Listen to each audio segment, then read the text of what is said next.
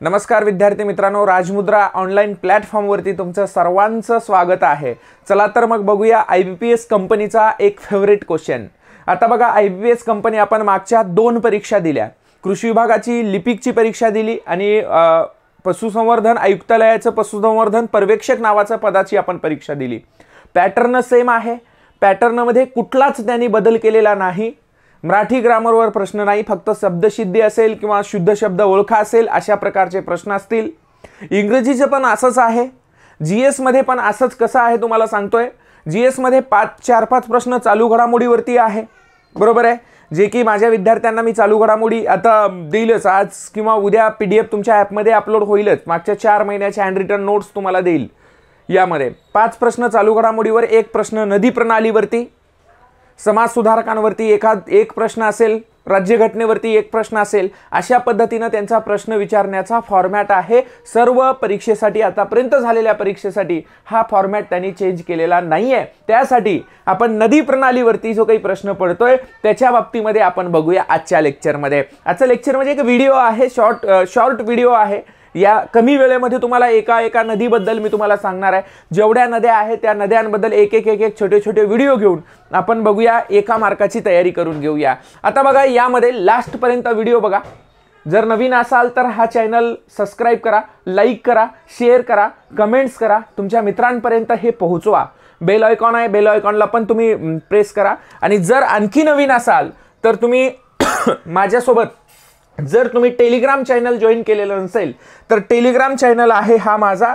या टेलिग्राम चॅनलवरती तुम्ही डायरेक्टली जॉईन व्हा। Agri study exam Telegram channel आहे। हा ॲप आहे, प्ले स्टोअरमध्ये जावा, प्ले स्टोअरमधून हे ॲप तुम्ही डायरेक्टली डाउनलोड करू शकता। चला मग आपण मुख्य विषयावरती वळूया। आपला मुख्य विषय आहे आजचा, जी महाराष्ट्रातली सर्वात महत्त्वाची नदी आपण म्हणायला लागतो त्या नदीबद्दल आपण बोलणार आहे। ती म्हणजे गोदावरी नदी। कोणती नदी आहे मित्रांनो?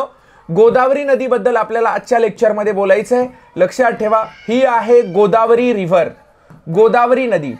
या गोदावरी नदीवरती आपल्याला परीक्षेमध्ये प्रश्न डेफिनेटली येतो। गोदावरी नदी म्हणजे साधी नदी नाहीये। तुम्हाला सांगतो मित्रांनो, या नदीने आपल्या भारताचा फक्त 10% भाग व्यापतो, तर या नदीने महाराष्ट्राचा 49% भाग व्यापतो। या नदीला महाराष्ट्रातील सर्वात लांब नदी म्हणतात, सर्वात लांब नदी म्हणतात। या नदीला साऊथ इंडिया म्हणजे दक्षिण भारतातील सर्वात लांब नदी असं म्हटलं जातं। या नदीला बघा काय म्हणलो, दक्षिण भारतातील सर्वात लांब नदी आहे, महाराष्ट्रातील सर्वात लांब नदी आहे। भारताच्या या नदीच्या खोऱ्याने 10% भाग व्यापला, महाराष्ट्राचा या नदीच्या खोऱ्याने 49% भाग व्यापला। म्हणजे बघा, महाराष्ट्राचं क्षेत्रफळ जर आपण पाहिलं 30,77,13 चौरस किलोमीटर आपण पाहिलं, एवढं क्षेत्रफळ आहे। भारताचं क्षेत्रफळ आहे 32,87,263 चौरस किलोमीटर। हे क्षेत्रफळ आपण पाहिलं। या क्षेत्रफळाला आपण 100% असं मानूया।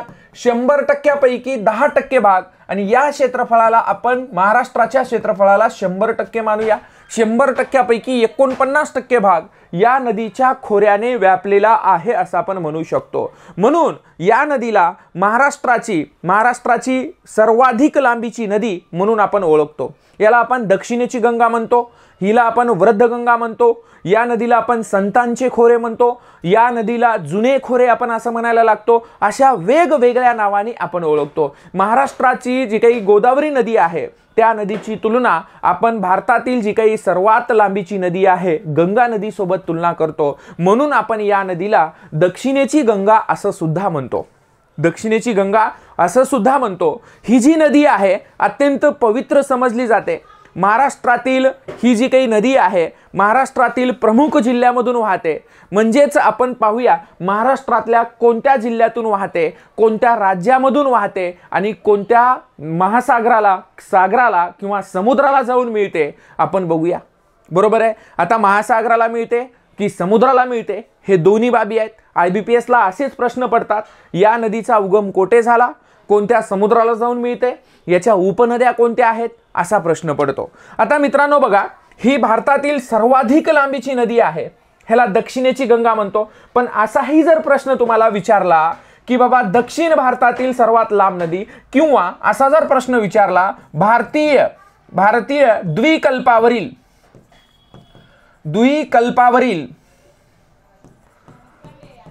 सर्वात लांब नदी कोणती, सर्वात लांब नदी कोणती, तर या ठिकाणी तुम्हाला आलं पाहिजे याचं सुद्धा उत्तर गोदावरीच येतं.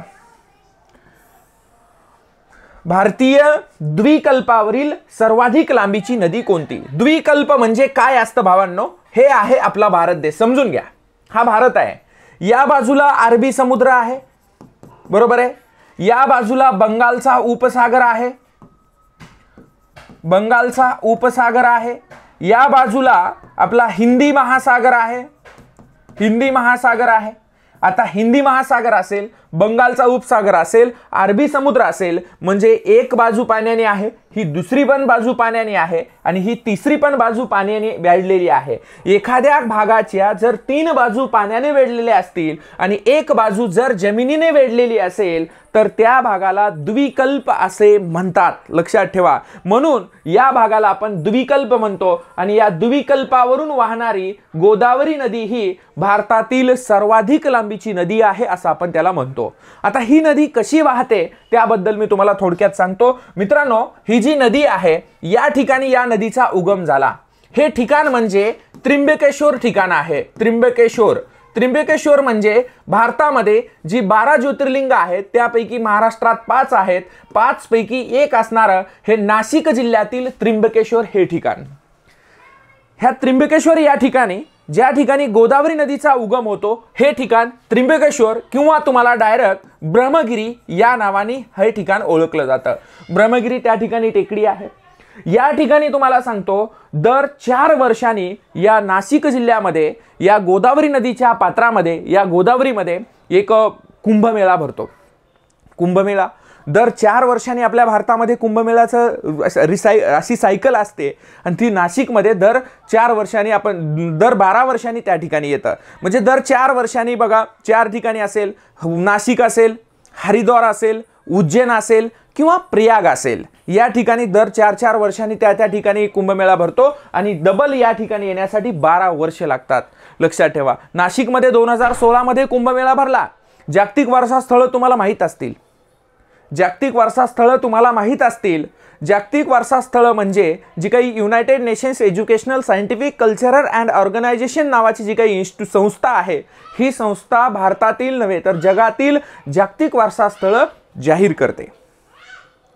मग ही जागतिक वारसा स्थळं जाहीर करते. महाराष्ट्रामध्ये एकूण 7 जागतिक वारसा स्थळं आहेत. त्यापैकी याच्यामधील कुंभमेळा हा एक जागतिक वारसा स्थळ आहे. कुंभमेळा हा एक जागतिक वारसा स्थळ आहे. या नदीचा उगम याच ठिकाणी झाला, त्र्यंबकेश्वर या ठिकाणी. आणि ही जी नदी आहे अशा पद्धतीनं ही बंगालच्या उपसागराकडे जाऊ लागली.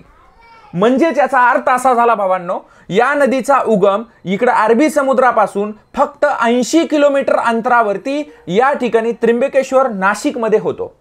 ही नदी वाहत जाऊन खाली जाते, पूर्वेकडे वाहते. म्हणजे ह्याची वाहण्याची दिशा बघा, पश्चिमेकडून पूर्वेकडे आहे. म्हणजेच या ठिकाणी वाहत जाते आणि या ठिकाणी केंद्रीय तंबाखू संशोधन केंद्र आहे. तुमच्या माहितीसाठी सांगतोय, केंद्रीय तंबाखू संशोधन आहे. केंद्रीय तंबाखू इथं लिहितो, केंद्रीय तंबाखू संशोधन केंद्र हे आहे राजमहेंद्रीला. या ठिकाणी ही बंगालच्या उपसागरामध्ये विलीन होते. तत्पूर्वी भावांनो बघा, ही नदी कशी वाहते याच्याबद्दल थोडंसं बोलतो. या नदीचा उगम त्र्यंबकेश्वर या ठिकाणी गौतम नावाच्या ऋषीमुळे झाला असं म्हटलं जातं. गोदावरी नदी हे नाव एका गायीच्या नावावरून, गाय हिंदू धर्मामध्ये गायीला आईचं स्थान आहे, याच्यावरून गोदावरी हे नाव पडलेलं असावं असं सांगितलं जातं. खूप मोठी दंतकथा आहे, खूप मोठा इतिहास आहे या नदीला. आपल्या हिंदू धर्मामधली सर्वात पवित्र नदी असं म्हटलं जातं. मग याच्यामध्ये ही नदी या ठिकाणी ही नाशिक जिल्ह्यामधून वाहते. नाशिक जिल्ह्यामधून खाली येते आणि खाली आल्यानंतर या ठिकाणी आपण पाहतो की नाशिकमधून ही छत्रपती संभाजीनगर म्हणजेच औरंगाबादमध्ये येते। छत्रपती संभाजीनगर आणि औरंगाबादमध्ये आली म्हणजे याच्या अगोदर या ठिकाणी जर आपण पाहिलं औरंगाबादला येण्याच्या अगोदर अहमदनगरची सीमा ठरवण्याचं काम करते। अहमदनगर यामध्ये येते। त्याचबरोबर अहमदनगरची सीमा ठरून पुढे येते ही छत्रपती संभाजीनगर म्हणजेच औरंगाबादमध्ये यायला लागते। औरंगाबाद या बाजूला इथं जालना राहतं, जालना आणि औरंगाबाद सीमा इथं ठरते। त्याचबरोबर इथं खाली जालन्यामधून येते, इथं बीडमध्ये येते। बीडमधून खाली पलीकडे जात असताना या ठिकाणी परभणीमधून जायला लागते। परभणी जिल्ह्यातील गंगाखेड या तालुक्यामधून ही जायला लागते। परभणीमधून खाली या ठिकाणी नांदेडमध्ये येते। नांदेडमधून सर्वात शांत जिल्हा ज्याला आपण गडचिरोली म्हणतो त्या गडचिरोलीमध्ये जायला लागते। नांदेडमधून कुठे जाते? गडचिरोलीमध्ये जाते आणि गडचिरोलीमधून डायरेक्ट ही तेलंगणामधून डायरेक्ट प्रवेश करते आंध्र प्रदेश आणि तेलंगणा, आंध्र प्रदेश आणि डायरेक्ट आंध्र प्रदेशमध्ये केंद्रीय तंबाखू संशोधन केंद्र या ठिकाणी बंगालच्या उपसागरामध्ये विलीन होते। आता तुम्हाला एक गोष्ट लक्षात आली असेल, एक गोष्ट तुम्ही डोक्यात ठेवा। काय गोष्ट आहे की या ठिकाणी बघा हा नाशिक आहे, या ठिकाणी नगर आहे, या ठिकाणी जालना आहे, औरंगाबाद आहे, बीड आहे, परभणी आहे, नांदेड आहे आणि गडचिरोली आहे। म्हणजेच 1 2 3 4 5 6 7 आणि 8 महाराष्ट्रातील 8 जिल्ह्यातून ही नदी प्रवास करत असते। 8 जिल्हे या नदीच्या खोऱ्यामध्ये आहेत असं आपण म्हणूया। खोऱ्यामध्ये म्हणण्यापेक्षा असं म्हणेल या 8 जिल्ह्यातून ह्याचा प्रवाह जातो। खोरं म्हणल्यानंतर खूप मोठं खोरं आहे, 49% भाग या नदीच्या खोऱ्याने व्यापलेला आहे। आता बघा यामध्ये तुम्हाला सांगतो, जर तुम्हाला असा प्रश्न विचारला मराठवाड्यातील किती जिल्ह्यातून वाहते, तर मराठवाड्यातील 5 जिल्ह्यातून वाहते। हे आहे मराठवाडा, मराठवाड्यातील 5 जिल्ह्यातून आणि महाराष्ट्रातील एकूण 8 जिल्ह्यातून ही नदी वाहते असं तुम्हाला परीक्षेमध्ये विचारू शकतात। आता ही जी नदी आहे ही नदी वाहत असताना एकूण याची महाराष्ट्रातील लांबी आहे 668 किलोमीटर आणि या नदीची भारतातील लांबी आहे 1450 किंवा 1465 किलोमीटर भारतामध्ये ही वाहायला लागते। 1450 किंवा 1465 किलोमीटर ही नदी वाहते। आता ही नदी अत्यंत महत्त्वाची नदी आहे। याचं खोरं एवढं मोठं आहे, एवढं मोठं आहे, एकूण जवळपास तुम्हाला सांगायचं म्हणजे एक साधारण सरासरी ॲव्हरेज एकूण 49 पॉइंट समथिंग आहे, पण कमी नाहीये। एवढं म्हणजे महाराष्ट्राचा अर्धा भाग या नदीनं व्यापलेला आहे असं आपण म्हणू शकतो। बरोबर आहे का भावांनो? मग याच्यामध्ये बघा ही नदी, या नदीच्या उपनद्या कोणकोणत्या आहेत त्याच्याबद्दल थोडंसं तुम्हाला सांगतो। आता या नदीचा इथं उगम झाला भावांनो, ही नदी अशी आलेली आहे, मी तुम्हाला आताच्याच लेक्चर आता तुम्हाला थोड्या वेळापूर्वी सांगितलं। आता ह्याच्या उपनद्या बघा, या कोपऱ्यातून इकून येणारी या नदीला आपण म्हणूया कांदवा नदी।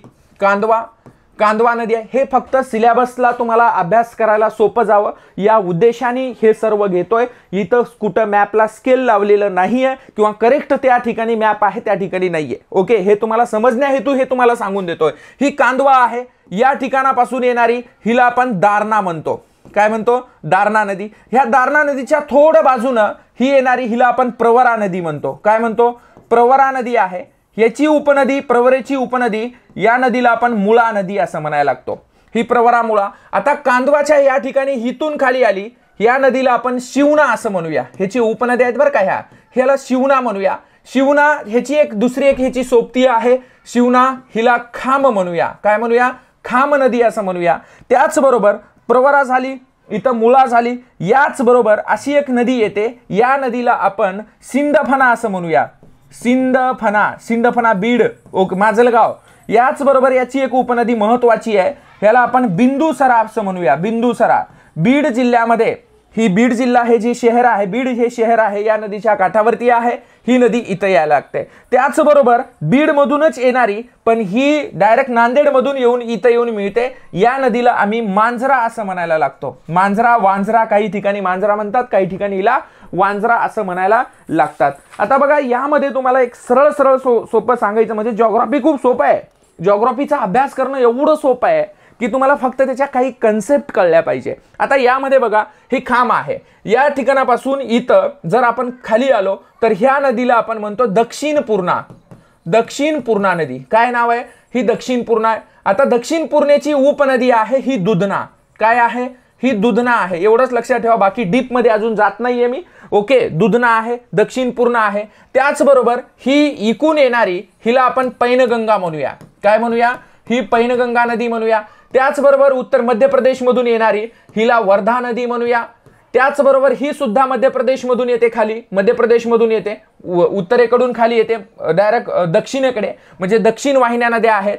ही पैनगंगा नदी, ह्याची लांबी विदर्भातील सर्वाधिक लांबीची नदी आहे, 495 किलोमीटर वाहणारी ही पैनगंगा. ही वर्धा नदी आहे, ह्याची एकूण लांबी आहे 455 किलोमीटर. आणि ही जी आहे ही वैनगंगा नदी आहे भावांनो. कोणती? वैनगंगा नदी. ही 295 किलोमीटर वाहणारी. आता वर्धा आणि ही वैनगंगा ही खाली येते, ही खाली येऊन ही अशी येते आणि हिला येऊन इथं भेटते.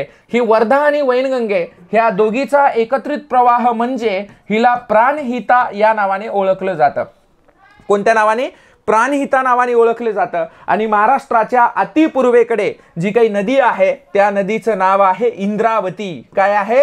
इंद्रावती. महाराष्ट्र आणि छत्तीसगड राज्याची सीमा ठरवणारी गडचिरोली, महाराष्ट्रातला जो शेवटचा जिल्हा आहे, पूर्वेकडचा जो जिल्हा आहे, त्याची आणि छत्तीसगडची सीमा ठरवण्याचं काम ही इंद्रावती नदी करतात. इंद्रायणी म्हणू नका, इंद्रावती म्हणा. इंद्रायणी ही भीमेची उपनदी आहे. पुणे, देहू, आळंदी वगैरे वगैरे जी शहर वसलेले आहेत ना, ते इंद्रायणी ही इंद्रावती आहे. भावांनो, याच्या व्यतिरिक्त तुम्हाला एक गोष्ट सांगतो, एक खूप भयानक गोष्ट आहे.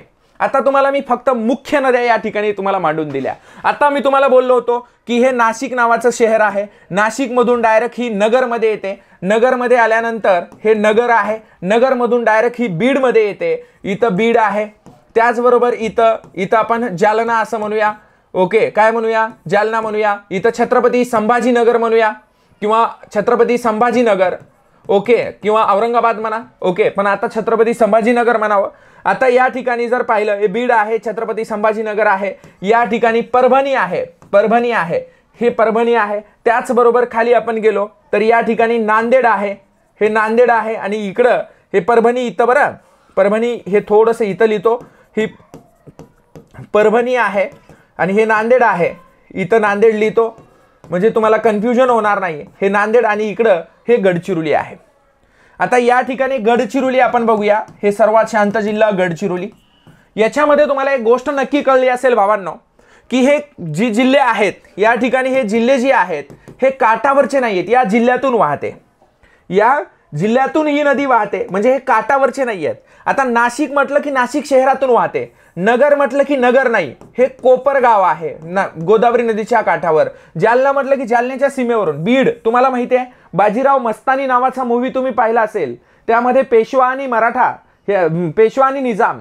ओके, पेशवा आणि निजाम, मराठा आणि निजामामधलं सर्वात शेवटचं युद्ध, शेवटचं म्हणू, त्यामध्ये जे काही बीड जिल्ह्यामधील राक्षस भुवन तुम्हाला माहित असेल, बीड जिल्ह्यामध्ये राक्षस भुवन आहे, जी आपल्या कयाधू नदीमध्ये बाजीराव जातात आणि बाजीरावांचा त्या ठिकाणी मृत्यू होतो शेवटी. कयाधू म्हणजे हिंगोली जी आहे, हिंगोली या नदीच्या काठावरती वसलेलं एक ठिकाण आहे, एक शहर आहे. कयाधू नदीच्या काठावरचं हिंगोली एक शहर आहे, ती कयाधू नदी. म्हणजे या ठिकाणी बीड मधलं हे जे काही राक्षस भुवन आहे, कोणतं? हे राक्षस भुवन या नदीच्या काठावरचं आहे, आपण असं म्हणूया. औरंगाबाद म्हणजे औरंगाबादमध्ये या ठिकाणी औरंगाबाद हे पैठण या ठिकाणी आहे, आपण म्हणूया. ओके, संत एकनाथांची समाधी, संत एकनाथ महाराजांची समाधी असणारं हे ठिकाण आहे. परभणी म्हणजेच या ठिकाणी गंगाखेड आहे. काय आहे? परभणी म्हणजेच गंगाखेड आहे. गंगाखेड म्हणजे संत जनाबाई यांची समाधी असणारं एक पवित्र स्थान. त्याचबरोबर नांदेड या ठिकाणी ह्या नदी, नांदेडमध्ये शिखांचे 10वे गुरु गोविंद सिंग यांची समाधी असलेले हे ठिकाण आहे. त्याचबरोबर गडचिरोली नाही, नांदेड हे पूर्ण ह्या नदीच्या काठावरती आहे. आणि गडचिरोली नाही तर या ठिकाणी आहे सिरोंचा नावाचं एक शहर आहे, सिरोंचा या नदीच्या काठावरती आहे. जर तुम्हाला असाही प्रश्न विचारला, गोदावरी नदीच्या काठावरती खालीलपैकी कोणतं शहर आहे, तर तुम्हाला सांगता आलं पाहिजे भावांनो, नाशिक आहे, कोपरगाव आहे, राक्षस भुवन आहे, पैठण आहे, गंगाखेड आहे, नांदेड आहे आणि सिरोंचा आहे.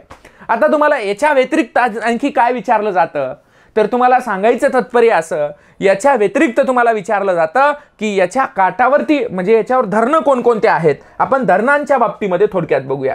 आता धरणं तुम्हाला सांगत असताना बघा, ओके, आता धरण बघा, आपल्याला धरण बघायचे आहेत. सुरुवातीला या ठिकाणचं एक धरण, अशा सिम्बॉल मध्ये धरण लिहितो. इथं एक धरण आहे, त्याचबरोबर या ठिकाणी एक धरण आहे. असाच अभ्यास करायचा.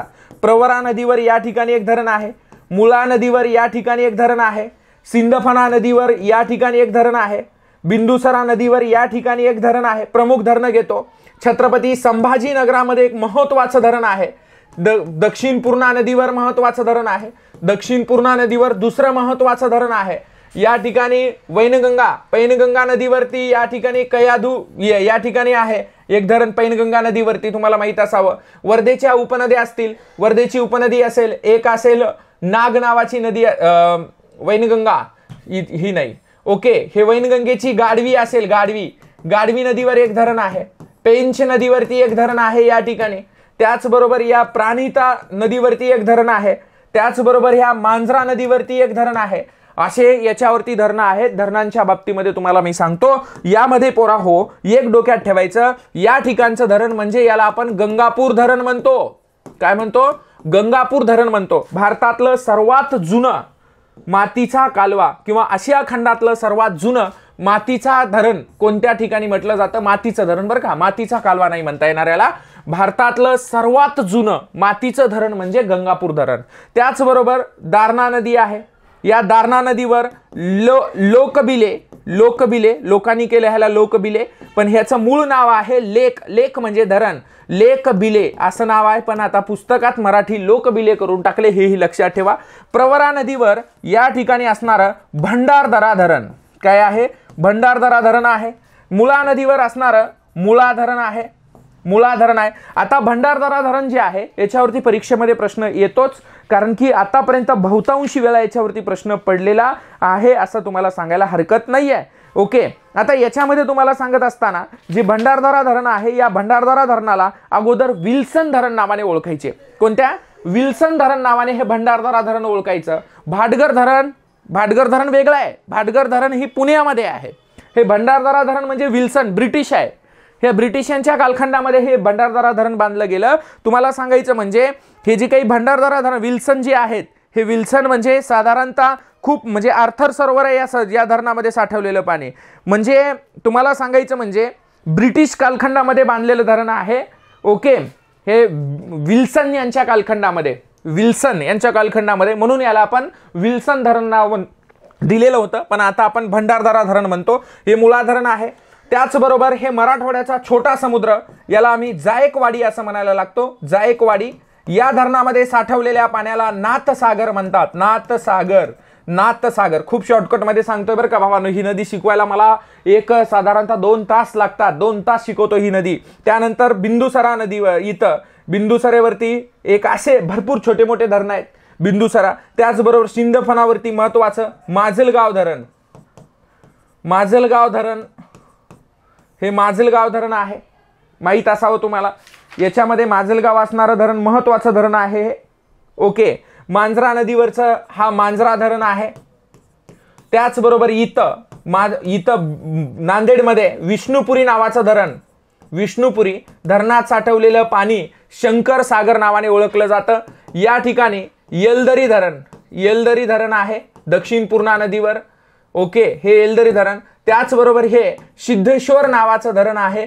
हे परभणीमध्ये, हे हिंगोलीमध्ये असणारं धरण आहे. हिंगोलीमध्ये असणारं सिद्धेश्वर धरण, परभणी असण्यामध्ये येलदरी धरण असणारं येलदरी धरण तुम्हाला लक्षात ठेवा. कांदवा नदीवर कांदवा धरण असं म्हणूया आपण. कांदवा नदीवर कांदवा धरण तुम्हाला निफाडमध्ये तुम्हाला सापडेल. याच्यामध्ये तुम्हाला महाराष्ट्रातलं पहिलं रामसार ज्याला आपण म्हणतो, नांदूर मधमेश्वर, महाराष्ट्राचं भरतपूर ज्याला आपण म्हणायला लागतो. भारतामध्ये जे भरतपूर पक्षी अभयारण्य आहे, हे जे काही नांदूर मधमेश्वर आहे, या ठिकाणचं जे पाणथळ आहे, याला महाराष्ट्रातलं पहिलं रामसार क्षेत्र म्हणून आम्ही याला घोषित केलेलं आहे असं आम्ही म्हणायला लागतो. या पद्धतीनं हे जे काही आहेत हे धरणं वगैरे तुम्हाला सांगितले. ही आहे गोदावरी नदी मित्रांनो. बंगालच्या उपसागरामध्ये ही जाऊन विलीन व्हायला लागते. या पद्धतीनं ही जाते आणि या नदीचं खोरं जर तुम्हाला बेसिन पाहायचं असेल तर ह्या नदीचं खोरं या पद्धतीचं आहे. म्हणजे तुम्हाला सांगितल्याप्रमाणे एक बघा, हा जो काही घटक आहे, या घटकामध्ये तुम्हाला मी या उगम पाहिलं, हे उगम या ठिकाणापासून पुढे जात होता आणि हाच प्रवाह पुढे जाऊन हा महाराष्ट्राचा जो 49% भाग मी तुम्हाला सांगितलं हे राजमहेंद्री ठिकाण आहे. ओके, हे पूर्ण खोरं तुम्हाला मी सांगितलंय. 10% भाग, भारताचा किती टक्के भाग आहे हा? 10% भाग पूर्ण मी तुम्हाला सांगितलंय. या ठिकाणी कोणत्या पद्धतीनं किती अंश चॅनल वरती आहे, इथं 20 नॉर्थ आहे, इथं 80 ईस्ट आहे, इथं डायरेक्टली एकूण पूर्ण हे दिलेलं आहे अंशामध्ये, म्हणजे स्केल मॅप आहे असं आपण म्हणू शकतो. इथं 76 ईस्ट आहे, इथं लक्षात ठेवायचं. म्हणजे इथं थोडीशी उंच वर गेलेली आहे, इथं पुढे गेलेली आहे, इथं दक्षिणेकडे आहे. म्हणजे पूर्ण आपण जर पाहिलं ह्याचा जो मॅप आहे हा उत्तर दिशा असते, लक्षात ठेवायचं. हे इथं नॉर्थ दिलेलंच आहे आणि हे नॉर्थ मॅपमध्ये कधीही वरची नॉर्थ दिशा बघा, हे त्याचं पूर्णतः खोरं आहे. भारतामध्ये याचं स्थान बघा, भारतामध्ये याचं स्थान कोठे आहे तर तुम्हाला सांगायचं म्हणजे जसं मी तुम्हाला आता थोड्या वेळापूर्वी एक द्विकल्पाचा भाग म्हटलो होतो, द्विकल्प म्हटलो होतो. द्विकल्प यानी की आता बघा हे अरबी समुद्र आहे, इथला हा बंगालचा उपसागर आहे आणि हा पूर्ण हिंदी महासागर आहे.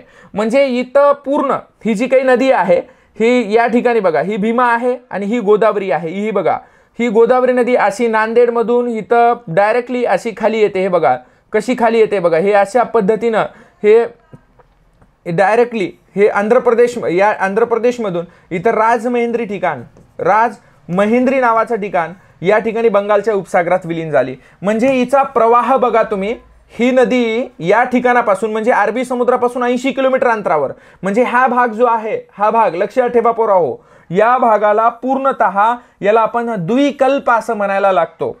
म्हणजे समुद्र किनारा जी या भागाला आपण म्हणतो ना 75, आमच्या भारताला 17 किलोमीटरचा समुद्र किनारा लागला. 17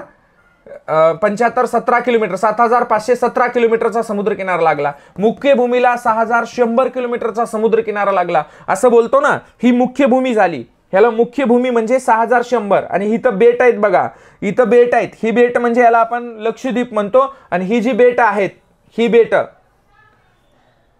याला आपण या ठिकाणी बघा अंदमान निकोबार असं म्हणायला लागतो. ओके, लक्षात आलं. लक्षद्वीप, अंदमान निकोबार ही जी बेट आहेत, हे बेटाला सहित हे बेट वगैरे मिळून 75-17 बेट सोडून किती 6100 ह्या जलसीमेद्वारे भारताला एकूण 7 देशांची सीमा लागते. भूसीमा एकूण 7 देशांची सीमा लागते. भूसीमा सुद्धा 7 आहे, जलसीमा सुद्धा 7 आहे आणि एकूण सीमा जर म्हटले, एकूण जर सीमा म्हटलं, ह्याचं खूप सीमा म्हटलं तर 11 देशाची आहे. कारण की तुम्ही म्हणत 7 दूनी 14, 3 देश असे आहेत की त्यांची सीमा जलसीमा सुद्धा आणि भूसीमा सुद्धा लागते. यामध्ये पाकिस्तान एक आहे, म्यानमार आणि बांगलादेश. ओके, हे झाली गोदावरी नदी. कशी वाटली मित्रांनो नक्की कमेंट्स करा, लाईक करा, शेअर करा. ओके, गोदावरी नदीबद्दल तुम्हाला मी डिटेल्समध्ये बोललोय.